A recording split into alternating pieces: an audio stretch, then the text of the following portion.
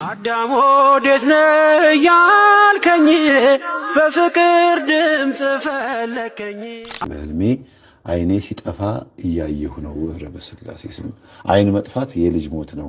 ወንድ ከሆንክ የሚስት ሴት ከሆንሽ ደግሞ የባል ሞት ወይም ህመም ነው፣ ከባድ ነው። ሌላ ሁለተኛ እንደ አይን የምታዩ እንደ አይን ብሌንሽ የምታዩ ወይም የምታየው የኔ የምትለው በጣም ከባድ የሆነ ነገር ልታጣ ነው ማለት ነው። በዙሪያ ያሉ ሰዎች ሊከዱህ ነው። ጓደኛም ሊሆን ይችላል፣ እናት አባት ምናምን የሆነ ሰው እና ጸሎት አድርግ። በጣም ከባድ ነው ይሄ።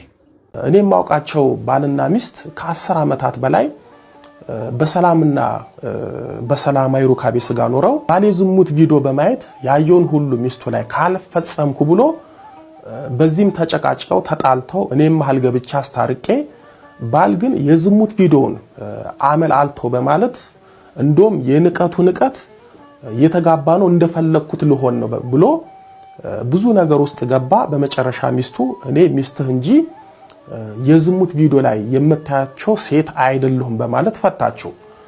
ባልም ሚስቱን ፈቶ እየዘሞተ እየተንከራተተ ይኖራል። የዝሙት ቪዲዮ መመልከት ከትዳር ህይወት እንዲያስኮበልላል። በዝሙት ቪዲዮ በሚመጣው ራስን ስሜትን ባለመግዛትና እንዲሁም በስነ ልቦና ችግር ብዙ ሰዎች ህፃናት ላይ፣ ቤተሰብ ላይ፣ ሌሎችም ሰዎች ላይ የጾታ ጥቃት ያደርሳሉ። በነገራችን ላይ ቆራቢዎች፣ መንፈሳዊ ሰዎች፣ የሰንበት ተማሪዎች በዝሙት የሚወድቁበት አንዱ ምክንያት ባይማልፈጽምን በማለት የዝሙት ቪዲዮን አቅልለው በመመልከት። ወዳጆቼ የዝሙት ቪዲዮ የሚሰሩት በደራሲዎች ነው፣ የሚተገብሩትም ተዋናዮች ናቸው። ገንዘብ ተከፍሏቸው እንዲበሉ እንዲሆኑ ተብለው በስርዓት ተነግሯቸው ነው የሚሰሩት። እንደ መደበኛው ፊልም አክሽን ከት እየተባለ ነው የሚሰራው። እነሱ በስልጠና የሰሩትን ልቅ የሆነ የዝሙት ቪዲዮ እያያችሁ ነገረ ሩካቤ ስጋችሁን አትበጥብጡ፣ አጋራችሁንም ደስታ አታሳጡ፣ እናንተም ደስታ አትጡ። አስመታታል ወይ ራስ ምታት ለቀበታል። ራስ ምታት የቱን ወንዱን እንዳይጠጋት ከዛ ሄድና እኔ በቦክስ ከዛ እንዴ ልጅቷ ምንድን ነበር በቃ እንዴ ነኛ ተባረረን። አው ሌላም አለ ገባዋት ቃልቻ ዛርናንተ ቃልቻው አው ምን ታረጋታል? ሶን ቃልቻው ቤተሰቡን ጠቅላላ ያመስኩ የምስጥር መተት አያውቆኝም። እነሱ እሰራላቸዋለሁ። እግሩን ሽባ ያር ሲሮጥ በቃ ልክ ሊወዳደር ሲዘጋጅ እግሩን ሽባ እግሬ ተያዘ እንዲህ እያለ ይመጣል። እግሬ ተያዘ። ዛሬ ምንም መሆን አልቻልኩም፣ መወዳደር አልቻልኩም። እግዚአብሔር ረስቶኛል። ይኸው ስጋውን በላውለት እንደዚህ ሆንኩ የማይሉት የለም። አንተ እንደምናመልክ ሌላ አምላክ የለም ለምን ረሳን ይላል። ምርር ሲሉ ደስ ስቃለሁ። እኔ ደስ ይለኛል። እኔ ስቃለሁ። ምርር ሲሉ አዎ ደስ ይላል። አዎ ደስ ይለኛል። በጣም እና ከባሏ ታጣላታል። ማንን? እሷን የላትም ባል ነገርኩህ እኮ እኔ አላገባችም እንጂ ለምን ባሏ ሁለታችንም አግብተናታል ስለምንስማማ።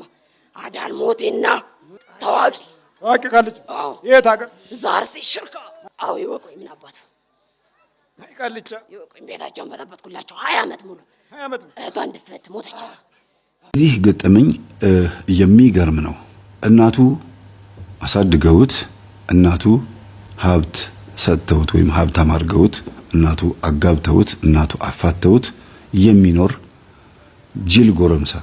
ጅል ስላችሁ ስድብ አይደለም፣ እናቱ ስለሚሉት ነው። አንተ ጅል ይሉታልና ራሱንም በራሱ ደግሞ እንደዚህ ብሎ ነው የጠቀሰው። እኔ ጅል ጎረምሳ፣ ጅል ጎልማሳ ብሎ ነው የተናገረው። እኔም የጠቀስኩት ቃል በቃል ከራሱ ወስጄ ነው ማለት ነው። እንግዲህ 2018ን ይሄን ስታዳምጡ በተለይ ለምታውቋቸው ሰዎች ብትልኩላቸው በእርግጥ ምን ለማለት ፈልገህ ነው ሊሉ ይችላሉ። እኔ እንደዚህ አይደለሁም፣ ለምንድን ነው የላክልኝ እንደዚህ አይነት ትምህርት ብለው የሚሉ ሰዎች አሉ። እስቲ አዳምጠው ሲባሉ ካዳመጠ በኋላ ሰማሁት እና ታዲያ ይላሉ። ከዚህ አውጣን። አዳምጦ የሚለወጥ ጎረቤትም ሆነ ጓደኛ ይስጠን። ይሄ ልጅ ትንሽ ለየት የሚያደርገው እናቱን እንደ ኤክስፐርት ማየቱ ነው፣ እንደ ፕሮፌሽን ማየቱ ነው። እናቴ እኮ የቤት ውስጥ ዶክተር ናት፣ የቤት ውስጥ ኬሚስት ናት ብሎ ነው የሚያስበው። ይሄን እንዲህ ሊያስገድደው 3 ነጥብ አለ። አንደኛ እናቱ ቡና እያፈሉ ስኒ ዘቅዝቀው የሚታነብዩትን ትንበያ እንደ ጥበብ ነው የሚያየው። ሁለተኛ የተናገሩትን ንግግር ሆነ የሚፈቱትን ህልም ማለት ነው እንደ አንድ ጥበብ ነው የሚያየው። ሶስተኛ እናቱ የተቀየሙት እናቱ ያኮረፉት ወይም ከእናቱ ጋር የተጣላ ሰው ወየውለት። ለምን እግዚአብሔር ጥበበኞችን ለምን ትሳደባላችሁ ብሎ ስለሚያስብ እግዚአብሔር ነው ያንን ሰው የቀሰፈው። እናቴን የተናገረ ከእግዚአብሔር ጋር ተጣላ ብሎ ነው የሚያስበው። ይህን እንዲያስብ ያስገድደው እያሳዩት ስላደገ ብቻ ሳይሆን እያየ ስላደገ ብቻ ሳይሆን እንዲሁ በውስጡ እናቱን እንዲያዳምጥ የሚያስገድደው መንፈስ ስላለ ነው። እና ሌሎች ጓደኞቹ ላይ ተጠራጣሪ ነው።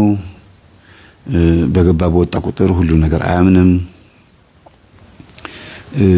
ብልጣ ብልጥ ነው። እናቱ ጋር ሲመጣ ግን እናቱ ብልጥ ናቸው፣ እሱ ሞኝ ነው። እና በትምህርት ዘመኑ የትምህርት ብርሃኑ እንዲገለጥለት እናቱ ያላደረጉለት ነገር የለም። ቡና ሲጠጣ የቡናውን ፕሮሰስ ከመካፈል ጀምሮ ደብተራ ጋር ሄዶ አብሾ እስከ መጠጣት፣ መጽሐፍት ተገዝተውለት ከማንበብ ጀምሮ አስጠኝ ተቀጥሮለት 12 ወይም 12ኛ ክፍሉን እስከ መጨረስ፣ ዩኒቨርሲቲም ገብቶ ተመርቆ እስኪወጣ ድረስ ክፍለ ሀገር ነው የነበረው። በወር ገንዘብ ተልኮለት ከመቅበጥ የደረሰ ሰው ነው። ወይም ምንም ሳይጎልበት የተሟላለት ሰው ነው። ግን የሚገርመው ይሄ ሁሉ ሲሆን ገንዘብ እናቱ ከየት እንደምታመጣ በከፊል በተወሰነ መልኩ ያውቃል። እንደገናም ደግሞ አንዳንዱን ያው አስተውሎት አያውቅም፣ አንዳንዱን ማለት ነውና እናትየው ምንድነው የለመዱት? የሰፈር ሰዎች እየመጡ መዳፍ አንብቢልኝ፣ እድሌን አንብቢልኝ፣ ቡና እያፈሉ ከሆነ ጎረቤት የመጣው በይ እንግዲህ የደረስሽበትን አንድ ሲኒ ጠጪ ይሏቸዋል። ይጠጣሉ። ግጥም አድርገሽ ጠጪ ነው የሚሉት። ስትጠጣው ጭልጥ ስታደርገው አተላው የሰራውን ቅርጽ አይቶ አይ በዚህ ወር በዚህ ሳምንት ብቻ ይሁን ብቻ ለማንኛውም እዚህ ቦታ አትጂ ብሎ ይናገራሉ። ይሄንን እያየ ስለሆነ ያደገው እነዚህ ሰዎች ደግሞ ሲመጡ ባዶ እጃቸውን አይመጡ።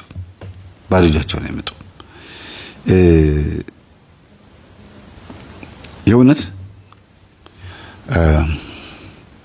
ገንዘብ ይሰጧቸዋል። በእርግጥ እሳቸውም ደግሞ ገንዘብ እንዲሰጣቸው አድርገው ነው ነገሩን የሚሰሩት።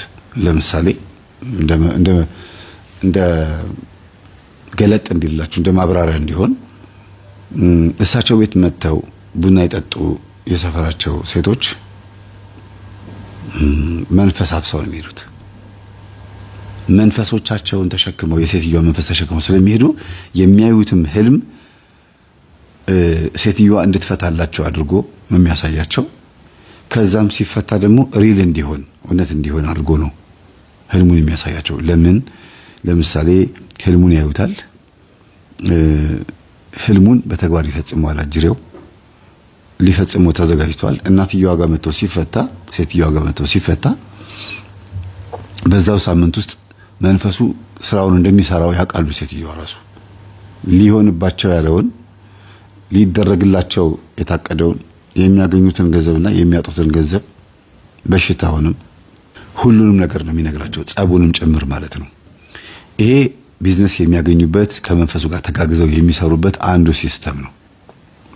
ሌላው ደግሞ ምክር ነው፣ ያማክራሉ። እናቶች እየመጡ ረንደው ሰውየው አስቸገረኝ ወይም ደግሞ ረንደው እንደዚህ ተቸገርኩ ሲሉ ችግር የለውም ቀላል ነው ይሄን አርግለት ብሎ ይናገራሉ። ጠንቋይ ናቸው። ሴትዮዋ ይጠነቁላሉ። ግን ስራዬ ብለው እንደው የሆነ ነገር ጋርደው ምናምን እንደዚህ አስበውበት ሳይሆን በጨዋታ መካከል ነው ጣል የሚያደርጉት። ይቺን ነገራቸውን ይፈልጋሉ። አንድ ሴትዮ እዛ ሰፈር ላይ በእንግድነት መጥተው እንዲህ ያለች ሴትዮ አለች ተብለው ተጠርተው መጥተው አብረዋቸው ቡና የመጠጣት እድል አጋጥሟቸው ነበርና ታዲያ እንደዚህ አይነት ጥበብ ካለሽ ለምንድን ነው በስርዓቱ እንደው እንደ ስራ ማታረጊው? እንደው ፍራሹን ዘርግተሽ ከልል አርገሽ ምን አርገሽ መስራት እኮ ትችያለሽ። ይሄ እኮ ጥሩ ነው። የእናቴ አባትሽ ከራማ ፈልጎሻል ማለት ነው። አንቺ በደንብ አልፈለግሽውም ብለው ሲሏቸው አይ የኔን ልብ ለማማለል ነው እንዲህ የሚያደርገው። ይኸውልሽ እንዲህ ያለ ችሎታ መስራት ትችያለሽ እያለ እያመጣ እያሳየኝ ነው እንጂ አንዋደድም። እኔና ከራማዬ እንደው በግድ ነው የተቀመጠው።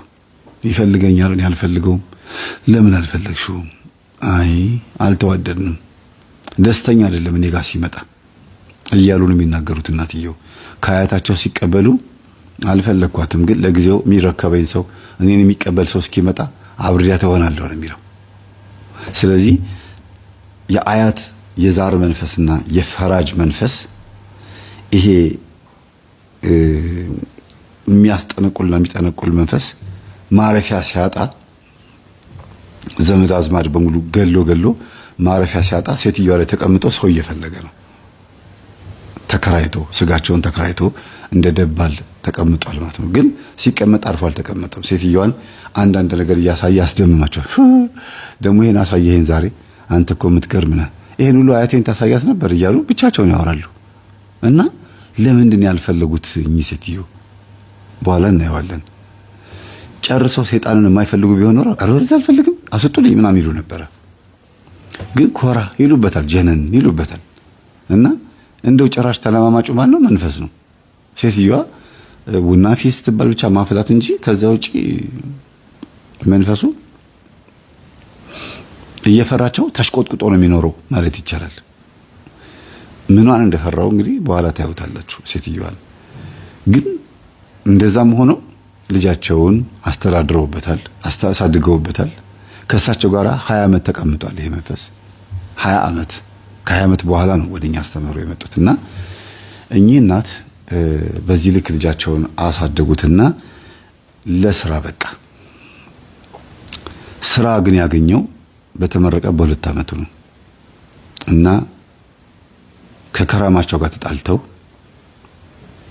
ከራማቸው በጣም ተናዶባቸው ልጃቸውን ቤት ውስጥ ሽባ አድርጎ አስቀምጠውት ነበር። ሽባ ስላቸው የእግር ሽባ ሳይሆን የስራ የሞራል ወጥቶ የመንቀሳቀስ ስሜቱ ጠፍቶ ይሄ የነፍስ እግሩ ነው ሽባ ያደረገው።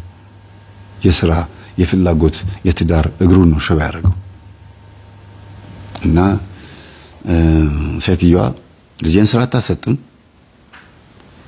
እንደው እኔ እናንተ እንደዚህ ነን አርጊ ያልከኝን አላረኩም እያሉ ብቻቸውን ያወራሉ። እማዬ ከማን ጋር የምታወሪው? ተው እኔ ከራሴ ጭንቅላት ጋር ነው የማወራው፣ ከጥበቤ ጋር ነው የማወራው ይሉታል። በቃ ንገሪው። ልጁ ደግሞ ምንም አያውቅም ስለ ሃይማኖት ምንም የሚያውቀው ነገር የለም። እናቱን ብቻ ነው የሚሰማው። ቄስ እንኳን አይሰማም። ለምን? የእናቱን ማጂክ እያየ ስላደገ ሌላ ነገር መስማት አይችልም። ከዛ በል ከነገ ወዲያ ተዘጋጅ ይደወልልሃል አሉት ማታ። ማሚ ማንም ይደውለው? በቃ ከነገ ወዲያ ተዘጋጅ አሉት። ከነገ ወዲያ ተዘጋጀ። ቀኑ ደረሰ። ጠዋት 2 ሰዓት ላይ የስራ ቅጥር ወረቀት አስገብተ ነበር? አዎ ና። በጣም ይገርማል። ስራ ገባ። ከዛ እያለ ድርጅቱ ላይ ስልጣን እድገት እንዲያገኝም ራሱ እየደወለ እናቱን ጥበብሽን ንገሪልኝ ማይ፣ በጣም አሪፍ ነው፣ ስራው ወድጄዋለሁ፣ መስሪያ ቤቱን ወድጄዋለሁ፣ ተወዳጅነትን አትርፌያለሁ፣ ተቀባይነትን አግኝቻለሁ እያለ የድርጅቱ ስራ አስኪያጅ ሆነ በ2 ዓመት ውስጥ። 2 ዓመት የማይሞላው ስራ አስኪያጅ። ቤት ውስጥ ቡና እየተፈላ የሚያወሩት መንፈስ መስሪያ ቤት ላይ ስራ አስኪያጅ ማድረግ እንዴት ቻለ? ለዚህ ነው የመንደር ወሬ አይደለም የማወራው፣ ጓዳ ውስጥ ያለ ወሬ አይደለም የማወራው ምለው። እያወራው ያለሁት አገር አቀፍ የዲፕሎማትም የሴኩላር የሆነም ነገር ነው የማወራው። ምን ማለት ነው? መንፈስ በዚህ ልክ ሄዶ ስልጣን ላይ መቀመጥ ይችላል። ፖለቲከኛ መሆን ይችላል። በዚህ ልክ ሄዶ ባለስልጣናትን ከወንበራቸው አውርዶ ቡና የሚያፈሉ እናትን ቃል ሰምቶ ጠቋር ወይም ደግሞ ያዛር መንፈስ ያከራማ ቢሮ ድረስ ሄዶ አንተ ቁጭ በል ብሎ መቀየር የሚችል ከሆነ ሰው ዝም ብሎ ነው የሚኖረው ማለት ነው። ሰይጣን በዚህ ልክ መተት የሚሰራ ከሆነ አይታችኋል። አንዳንድ አረብ ሀገራትም አፍሪካ ውስጥም ኢትዮጵያ ውስጥም አይታችሁ ከሆነ የተቀበረ መተት የሚያወጡ አሉ። በእርግጥ በመናፍስትም ጥቆማ የሚያወጡ አሉ፣ በእግዚአብሔር ኃይልም የሚያወጡ አሉ። ዞሮ የተቀበረውን ስላወጡ አይደለም፣ ግን ሰዎች የሚቀብሩትን ነገር ደግሞ በዛ ውስጥ ይሁት እስቲ። ለምንድን ነው የመኪና መስታወት ስር፣ ወንበር ስር፣ ጣራ ውስጥ መኪናው ገና ጋራዥ ገብቶ በሳላትሪሽ እየተቀጠቀጠ በቃ በብዙ አይነት ባትላሜሮች እየቀጠቀጡት ማለት ነው። መኪናው እየተሰራ እድሳት እየተደረገበት ጎረቤቶቻችሁ መኪናችሁ እየተሰራ እንደሆነ አውቀው መጥተው ይሄንን ቀበርበት ብር ሰጣለሁ ብለው የሚያስቀብሩ ሰዎች አይገርማችሁም? እንዲህ አይነት ነገር ሰምቻለሁ። አንዱ የገራጅ ሰራተኛ አረ መምህር እኔ ትምህርትን ብዙም አላዳምጥም ስላየው ነው የመጣሁት አለኝ። ከገራጁ ጎን ካፌ አለ እና እኔ ለገጠመኝ ቀረጻ ሰው ቤት ሄጄ ሰዎቹን አጥቻቸው ከቤተ ክርስቲያን ገና አልተመለስንም ብለውኝ ካፌ ቁጭ እየጠበቅኳቸው የገራጁ ሰራተኛ ቀጥ ብሎ መጣ እኔ ጋር ከነቱታው። ከዛ መምህር እኔ በዩቲዩብ ላይ አውቃለሁ ግን ብዙም ትምህርትህን አልከታተልም፣ ቤተሰቦችን የሚከታተሉ የምታወራው ነገር ትክክል እንደሆነና እንዳዳምጥህ ምክንያት የሆነኝ አንድ ነገር ልንገርህ አለ። ማለት ቅርብ ጊዜ ነው የሰማሁት አለ። ምንድነው ስለው እዚህ እኔ ባትላሜራ ነኝ። ባትላሜራ ማለት መኪና የተጋጨ መኪና ምናምን ቀጥቅጦ አስተካክሎ ምናምን ቦዲ የሚሰራ ማለት ነው። ኤሌክትሪሻን ደግሞ አለ ኤሌክትሪኩ የሚሰራ፣ ሞተር የሚያወርድ ደግሞ ቴክኒሻን አለ። እንደዚህ አንድን መኪና 3 አይነት ባለሙያ ነው ያለው። ቀለም የሚቀባ ደግሞ አለ ቀለም ቀቢና አጠቃላይ ብቻ እንደዚህ አይነት ሙያ ውስጥ ያለ ሰው ነውና መጥቶ ጎረቤቱ የገሌ መኪና እየተሰራች ነው። አዎ ብር ትፈልጋለህ? ሀብታሙን ትፈልጋለህ አለኛል። አዎ ስለው 30 ሺህ ብር ሰጥሃለሁ መኪናውን እየሰራው ይሄንን ተወጥፈዋለህ ያለኛል። ምንድነው ይሄ? እንደዚህ በጣም ደነገጥኳል። እንዴት አወቅ እዚህ መኪናው መግባቱን? መኪናዋ ተጋጭታ እዚህ መግባቷን ሰምቻለሁ። ስለዚህ ያጋጨው አንተ ነህ ያልኩት አለ። አዎ እኔ ነኝ ያጋጨሁት። እንዴት ይተርፋል? መትረፍ የለበትም ብዬ ነው። እና ልገለው ነው? አይ ልገለው ሳይሆን መኪና እንዲኖር አልፈልግም። ሰውዬው ይኖራል አለ ግን ሊገለው ነው የፈለገው። ለምን? ልጁ እንዳይቀፈው ነው። እሺ ብሎ ብሩን ተቀብሎ ቀብሬዋለሁ ብሎ ግን ያንን የሰጠውን ነገር በሌላ ወረቀት ተክቶ ያንኑ ተመሳሳይ በክር ጠብጥሞ ሲቀብር እና ቀለም ሲቀባ አሳየው። ምንድነው ያደረገው? የተሰጠው ዕቃ ለምሳሌ ትንሽ የተጠቀለለች ወረቀት ከሆነች ይሄን ሻማ ቁራጭ ተሳያችሁ እንደዚህ ከሆነች ያቺን ነገር እሱ ምን አደረጋት? በሌላ ነገር ተክቷት ያንን ጥሎት ወነተኛ ጠንቆላው ማለት ነው ጥሎት ሌላ ተመሳሳይ ነገር አድርጎ መኪናው ላይ ለጠፈውና መኪናው ላይ ለጥፈው እንትን እንዲቀባው ነው የተፈለገው። ላይ ቦዲው ላይ ሳይሆን በውስጥ በኩል እና እንዳይገኝ አድርጎ ነው መቀመጫው ስርም ጭምር በቃ ማይገኝ የመኪናው ኮርኒሱ ላይ ቆዳው ከመወጠሩ በፊት ያው መኪናው ኮርኒስ ይህን ሁሉ ነገር አሁን ይሄ ምን ሊያደርገው ነው? በዚህ በሰለጠነ ዘመን ይሄ ኮተት ይሰራል እንዴ? ለእናቱ ሄዶ ሲነግራት መምህር ተስፋዬን ብታገኘው ይሄን ቢሰማ መምህር አይለቀህም አለው። በቃ በደንብ አድርጎ ነው ይሄን ነገር የሚከታተለው አሉት እናቱ። ከዛ እኔ እዛ ስመጣ እናቱን ደውሎ መምህርን እኮ አገኘሁት አላቸው። ሄደህ አሉት። አይደለም ራሱ መጣ መምህር ተስፋዬ ጋራጅ እዛ አካባቢ ምናምን መጣ ብሎ ነገራቸውና እናትየዋን አናገሪያቸው። ኧረ የሚነግረኝ ነገር ጉድ እኮ ነው፣ ጉድ ነው። በየቀኑ እየመጣ የሚነግረኝ ስንት ጉድ ነው አሉኝ። በገራጅ ሰራተኛ ካፌ ስትሄዱ አስተናጋጆች ይሄንን ጨምሮ ይባላሉ። የሆነ ቦታ ስትሄዱ ሌላ ነገር ነው የሚባለው። ኢቭን ከጨርቃ ጨርቅ ከቡቲክ አንፃር እንኳን ስንት ተንኮላለ እናንተ። ጫማ እንኳን ከጫማ ጊፍት እንኳን ተብሎ ጫማ ይገዛል። ያንን ጫማ ከውጪ ነው የመጣው ተብሎ እንዲያደርገው ተደርጎ ሶሉ ስር ግን ብዙ ኮተት አለ። የጫማው ገበር ስር ብዙ ነገር አለ እና አበሻ ኮተታም ነው። ግን ማተብ አስሯል፣ ግን ነጠላ ለብሷል። ያሳዝናል። በሁሉም እምነት ውስጥ ነው በርግጥ ያለው።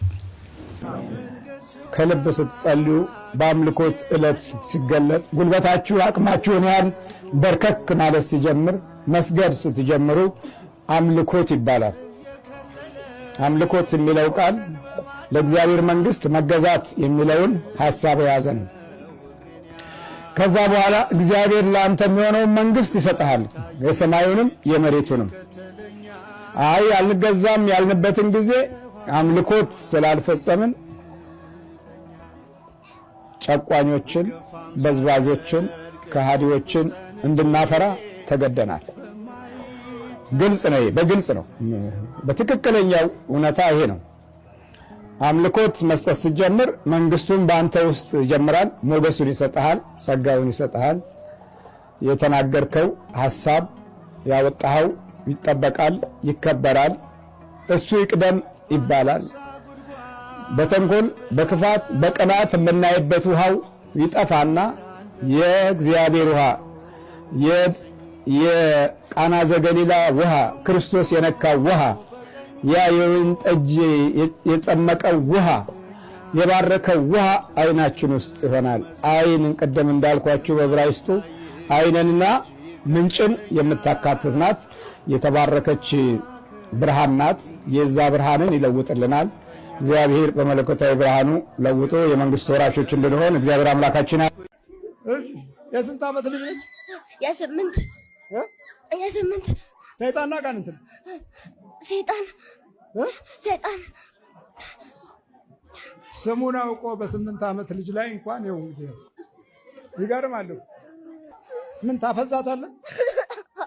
እንዳትማር ነው እንድትማር እንዳትማር ከጊዜ በኋላ ነው አባ እየወደቀችብኝ። ብዙ ጊዜ እየወደቀች ከሌላ ቦታ ነው ተዛውራ የመጣችው። አዲስ ትምህርት ቤት ነው የገባችውና በቃ 10 ጊዜ ነው የሚጥላት ማለት ነው። ከዛ አስቀረዋት። ሌላ ቤተክርስቲያንም ሄድኩኝ። ሲሄድም እንደዚሁ ነኝ። ዝም ይላል። የሌላው ሲናገር የሷ እያደፈጠ ዝም ይላል። ከዛ አባ እንደዚህ አንተም ብለው በመስቀል አስሬ ልጃለሁ አላ። ደህና ነች፣ ግን ትምህርት ቤት ስትሄድ ትወድቅብኛለች። ለምንድን ነው ትምህርት ቤት የምትላት? ስማ አሁን ለቀት ሄዳለች። ስንት ናችሁ? አንድ ሁለት ነው።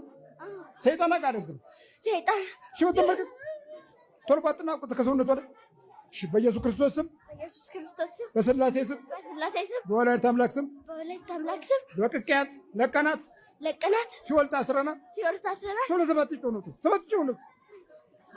ጮህ ነው ውጣታ ማለት በጸሎት ተነሽ ቤት በደንብ መስገድ ነው። በደንብ በርቺ። ቤት ውስጥ መበርታት አለባችሁ። ቤት እየተኛችሁ አብሮ ይተኛል። ጸበል መዞር ብሎ አገር ማቋረጥ ምንም ትርጉም የለውም። እሱም ከባህር የለመደ ነው። ባህር ውስጥ ነው የሚኖረው። ምን በዚህ የአውሬው ዘመን ከባህር ወጣ አይደለም የሚለው የአውሬው መንፈስ። ስለዚህ ጸበል ዝም ብሎ መዞሩ መናፍስቱን አያዳክመውም። ቤት ጸሎት ቦታ መኖር አፍን ከክፉ ነገር መቆጠብ ነው። አዳም ወዴት ነህ ያልከኝ በፍቅር ድምፅ ፈለከኝ። አልብሰኛል ነጩን ልብስ እወድሃለሁ ኢየሱስ አከብረሃለሁ ክርስቶስ